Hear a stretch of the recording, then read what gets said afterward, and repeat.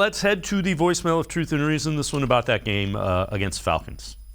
Hi, this is Ernie from Virginia calling again. This time I'm going to have to dump this on Stefanski once more. His play calling at the end of a close game has really been pretty pitiful. With 3 minutes to go, Nick Chubb's not in the game against a prevent defense. Just makes no sense at all. Hunt's a great player, but Chubb can get 10 yards at a pop against that kind of defense and get us in field goal range. I just don't understand why he does what he does. And that's all I have to say.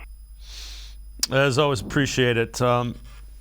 There's a lot of blame to go around, Scott, but no timeouts. So let's preface that. And I think you're seeing some of the limitations of Jacoby Brissett. He's played well. He's not a reason, but you don't want to say here's the ball. You have no timeouts. You got to get us to X spot to get this game tied or won. Yeah, I mean, I think that's fair to say. He did it against Carolina, right? He made 2 big throws against Carolina and got it done. But, yeah, you can't ask him to do it every week. I don't think you can ask him to play like he did against the Jets and the Steelers every week. That's, if he did, then he'd be a top, 15 quarterback. So you're going to have some regression, I think, and some inconsistency. Just because he's a, backup quarterback or bridge quarterback, however you want to phrase it.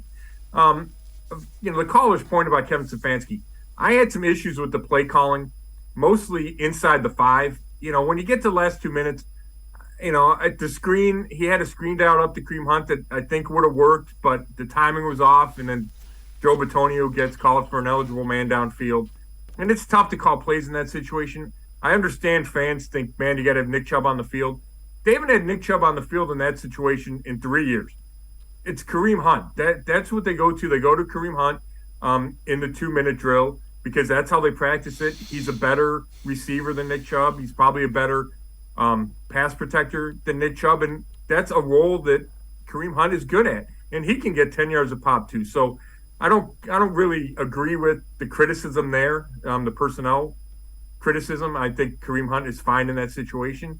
Having said that, I think Stefanski needed to do a better job in the first half when they got inside the 5-yard line.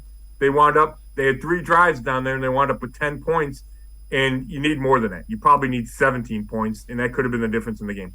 Yeah, and to your point, it's really tough to run in those situations. I get fans wanting them to do that, but the problem is if you run the ball, you're tackled in bounds, it's going to be the clock is going to not stop. They will get up slower. You'll get probably 2 fewer plays for every run play that you run versus a pass play.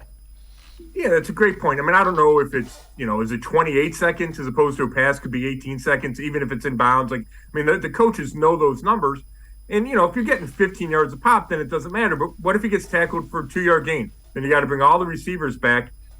It's just not really practical to do that. And defenses, if they see Nick Chubb, then they're more aware for a run. And I don't think they have the same – they're not on, high alert for a run when Kareem Hunt's in the game like that, because that's his normal role. So I get the frustration of not having Nick Chubb on the field, but I don't agree with it. Yeah. And I'm more on your side of things with you need to get points when you're inside the 5-yard line, especially with this running game and this quarterback, as opposed to throwing them.